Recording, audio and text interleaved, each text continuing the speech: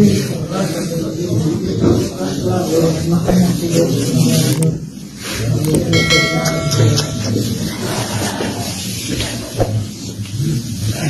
свадьбы. 3 января 2023 года в город Куляб на юге Таджикистана у здания морга собрались десятки жителей с требованием задержать и привлечь к ответственности сотрудников милиции, виновных в избиении до смерти 36-летнего жителя улицы Даминзода, бывшая Куйбышева, Абдукахора Розикова, отца двоих детей. По словам близких, Розикова прошлой ночью забрали сотрудники отдела милиции по Кулябской группе районов, а через несколько часов они узнали, что его тело находится в морге. Между тем, МВД утверждает, что Розиков Абдукахар Исраилович, 28.02.1986, был задержан по подозрению в сбытии наркотиков и умер по дороге в отдел милиции.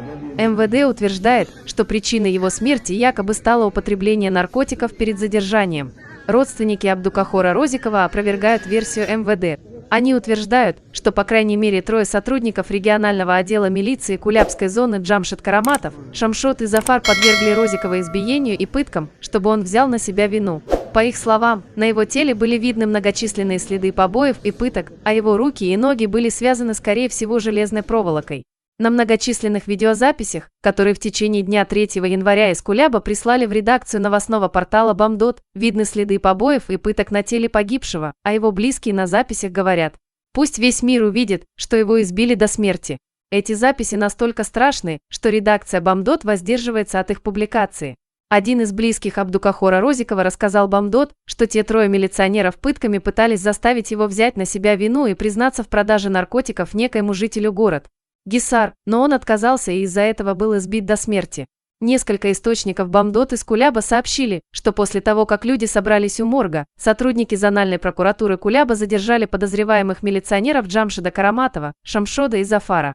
Абдукахар Розиков, по словам собеседников Бамдот, считался авторитетным среди кулябской молодежи. После смерти отца он, как старший сын, стал во главе их семьи.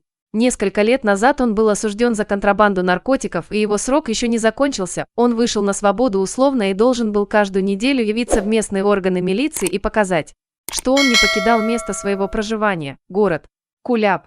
МВД Таджикистана вечером 3 января выпустило специальное сообщение по поводу событий в Кулябе.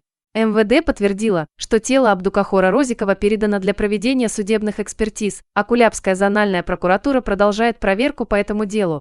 Правда, МВД ничего не пишет о поступивших сообщениях о задержании 3 сотрудников милиции, но утверждает, что якобы причиной смерти Розикова стало употребление наркотиков.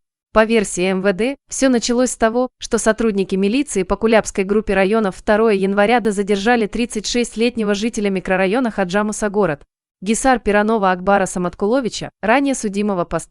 200 УК РТ, контрабанда наркотиков.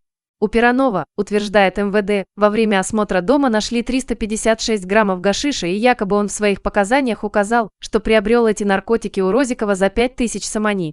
МВД сообщает, что 3 января Розикова задержали у него дома и во время осмотра, и там нашли немного гашиша. Сколько было найдено наркотиков, МВД не уточняет, но утверждает, что якобы перед задержанием гражданин Розиков А.И.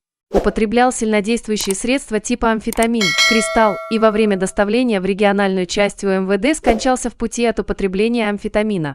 Но родственники Абдукахора Розикова опровергают это и утверждают, что он погиб от побоев и пыток, а не от употребления наркотиков.